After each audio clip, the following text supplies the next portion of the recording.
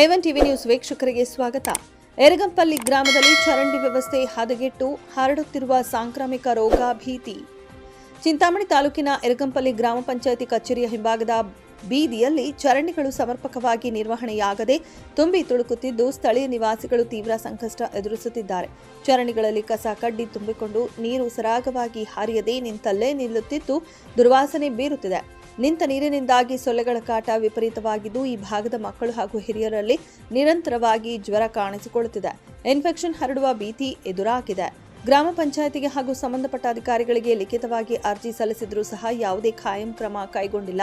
ಕೇವಲ ಬಂದಾಗ ಮೇಲ್ನೋಟಕ್ಕೆ ಸ್ವಚ್ಛಗೊಳಿಸಿ ಹೋಗುತ್ತಾರೆ ವಿನಃ ಶಾಶ್ವತ ಪರಿಹಾರ ಕಲ್ಪಿಸಿಲ್ಲ ಎಂದು ಸ್ಥಳೀಯ ಮಹಿಳೆಯರು ಆಕ್ರೋಶ ವ್ಯಕ್ತಪಡಿಸಿದ್ದಾರೆ. ರಾತ್ರಿ ಹೊತ್ತು ಸೊಳ್ಳೆಗಳ ಕಾಟದಿಂದಾಗಿ ಮನೆಯಲ್ಲಿ ಇರಲು ಸಾಧ್ಯವಾಗುತ್ತಿಲ್ಲ. ಸಣ್ಣ ಮಕ್ಕಳು ಹಾಗೂ ಕುಟುಂಬದ ಸದಸ್ಯರು ಜ್ವರದಿಂದ ಬಳಲುತ್ತಿದ್ದಾರೆ. ಸಂಬಂಧಪಟ್ಟ ಅಧಿಕಾರಿಗಳು ತಕ್ಷಣವೇ ಈ ಸಮಸ್ಯೆಗೆ ಶಾಶ್ವತ ಪರಿಹಾರ ಒದಗಿಸಬೇಕು. ಗ್ರಾಮಸ್ಥರ ಆರೋಗ್ಯದ ದೃಷ್ಟಿಯಿಂದ ಪಂಚಾಯತಿ ಅಭಿವೃದ್ಧಿ ಅಧಿಕಾರಿಗಳು ಹಾಗೂ ಜನಪ್ರತಿನಿಧಿಗಳು ಕೂಡಲೇ ಸ್ಥಳಕ್ಕೆ ಭೇಟಿ ನೀಡಿ ಚರಂಡಿಗಳನ್ನು ಸ್ವಚ್ಛಗೊಳಿಸಿ ಸುಗಮ ನೀರಿನ ಹರಿವಿಗೆ ವ್ಯವಸ್ಥೆ ಮಾಡಬೇಕೆಂದು ಸಾರ್ವಜನಿಕರು ಒತ್ತಾಯಿಸಿದ್ದಾರೆ.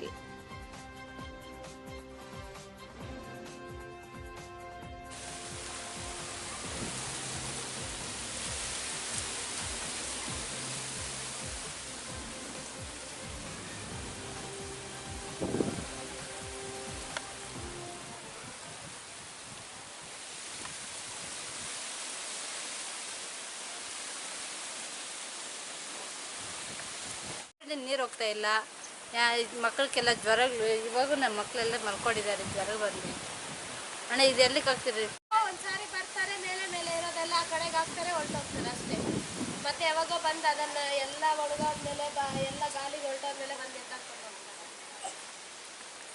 ಯಾವಾಗ ನಾಗರತ್ನ, ನಮ್ದು ಇರ್ಗಂಪಲ್ಲಿ, ಚಿಂತಾಮಣಿ ತಾಲೂಕು, ಚಿಕ್ಕಬಳ್ಳಾಪುರ ಜಿಲ್ಲೆ. ಇದನ್ನ ಈ ಬೀದಿಯಲ್ಲಿ ನೀರು ಹೋಗ್ತಾ ಇಲ್ಲ, ನಮ್ಗೆ ತುಂಬ ಹಿಂಸೆ ಆಗಿದೆ. ಮಕ್ಕಳಿಗೆಲ್ಲ ಜ್ವರ ಮೇಲೆ ಆಗಲ್ಲ, ಎಷ್ಟು ತೋರಿಸಿದ್ರು ಯಾವಾಗ ಇನ್ಫೆಕ್ಷನ್ ಆಗ್ತಾ ಇರ್ತೈತೆ ಒಬ್ಬರಿಂದ ಒಬ್ರಿಗೆ. ನಮ್ಮ ಬೀದಿಯಲ್ಲಿ ಕ್ಲೀನೇ ಇಲ್ಲ. ಇದು ಚರಂಡಿ ಕ್ಲೀನ್ ಮಾಡಿದ್ರೆ ಎಷ್ಟು ಪಂಚಾಯತಲ್ಲಿ ಹೋಗಿ ಕೇಳಿದ್ರಿ, ಲೆಟ್ರೂ ಅರ್ಜಿನೂ ಕೊಟ್ಟಿದ್ರಿ, ಎಲ್ಲ ಹೋಗಿ. ಆದರೂ ಯಾವಾಗೋ ಬಂದು ಅವ್ರು ಕೇಳಿದಾಗ ಬಂದು ಎತ್ತಾಕ್ಬಿಟ್ಟು ಹೋಗ್ತಾರೆ ಅಷ್ಟೇ. ಮತ್ತೆ ತಿರುಗಿ ಕಡೆ ಎಲ್ಲ ತಿರುಗಿ ನೋಡಲ್ಲ ಅಂತಾರೆ, ಯಾರೂ ಬರ್ತಾಯಿಲ್ಲ. ನಮ್ಗೆ ತೊಂದರೆ ಆಗಿದೆ. ಈ ಬೀದಿಯಲ್ಲಿ ಜಾಸ್ತಿ ಮಕ್ಕಳಿದ್ದಾರೆ ಸರ್. ಯಾರಿಗೊಂದು ಒಬ್ಬರು ತಪ್ಪಿದ್ರೆ ಇನ್ನೊಬ್ರು ಜ್ವರ ಬರ್ತಾನೆ ಇರ್ತೈತೆ.